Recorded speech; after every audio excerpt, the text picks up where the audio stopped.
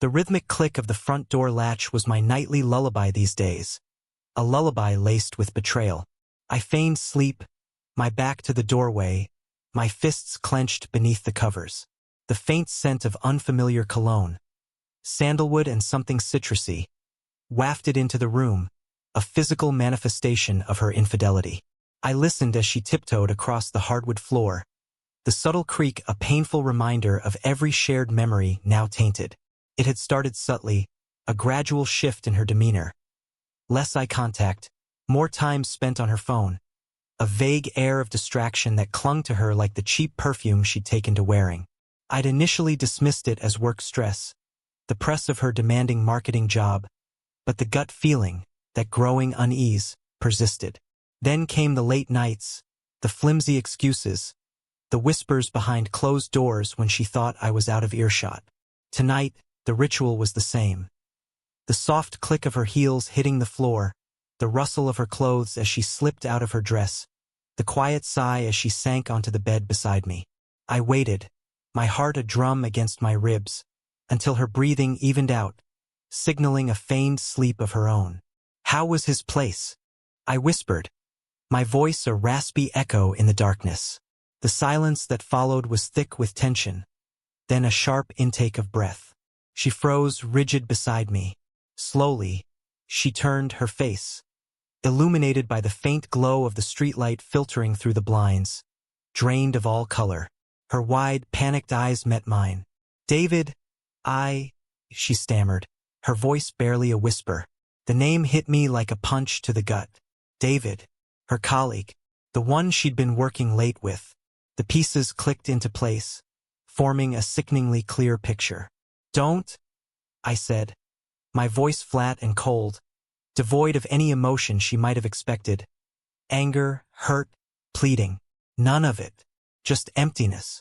Don't insult me with lies. The tears came then, hot and fast, accompanied by a torrent of apologies and justifications. It was a familiar script, one I'd heard countless times in my head, preparing for this very moment. I listened, unmoved, letting her words wash over me, each one a further confirmation of my shattered reality. I didn't yell. I didn't rage. The betrayal was too deep for that. Instead, a cold, calculating resolve settled over me. I would make them pay. The next morning, I acted as if nothing had happened. I made breakfast, kissed her goodbye, and went to work. But while she was busy with her meetings, I was busy enacting my plan. I contacted a private investigator, a friend of a friend, and laid out my suspicions. He was discreet, efficient, and within a week he delivered photos, videos, dates, times, locations, irrefutable proof of their affair. It was more than I'd asked for, more than I needed, but it fueled the fire burning inside me. My target wasn't just Clara, my wife. It was David too. He'd known I existed. He'd seen the pictures of us on her desk, the wedding band on her finger. He'd chosen to ignore it all to pursue her regardless. He deserved everything that was coming to him. David was a rising star in his company, a slick, ambitious executive with a carefully crafted image. I knew that image was his Achilles heel. I meticulously compiled the evidence, every photo, every video, every incriminating text message, and sent an anonymous package to his CEO, his wife, his parents, and even his church. I spared no one. Within days, David's world imploded. He was fired. His wife filed for divorce. His reputation was tarnished beyond repair. He became a pariah, ostracized by his colleagues, shunned by his community. His carefully constructed facade crumbled around him, leaving him exposed and vulnerable. Clara, too, faced the consequences of her actions. The news of David's downfall spread like wildfire through her office. Whispers followed her down the hallways. Colleagues avoided her gaze, and the once admiring glances were replaced with pity and disdain. She became an office joke, a cautionary tale. I confronted her with the evidence. Not in anger, but with a chilling calm. She confessed everything, begging for forgiveness, promising to change. But the damage was done. The trust, the foundation of our relationship, had been irrevocably shattered. I filed for divorce, and within months, Our marriage was officially over. My revenge wasn't about inflicting pain. It was about reclaiming my power, about restoring the balance that had been so brutally disrupted. It was about ensuring that they both understood the devastating consequences of their choices. The aftermath wasn't easy. There were sleepless nights, moments of crippling doubt, and the lingering ache of what could have been. But amidst the pain, a strange sense of peace began to emerge.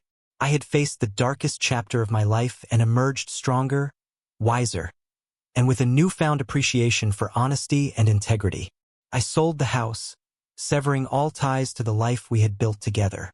I started over, rebuilding my life piece by piece, focusing on my career, my friendships, and rediscovering myself outside the confines of a broken marriage.